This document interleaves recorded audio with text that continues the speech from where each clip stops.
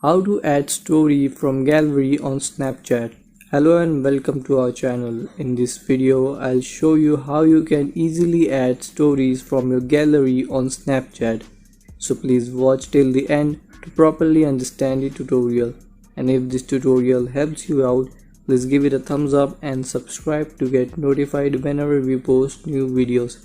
So without any further ado, let's get started. First, open the Snapchat app.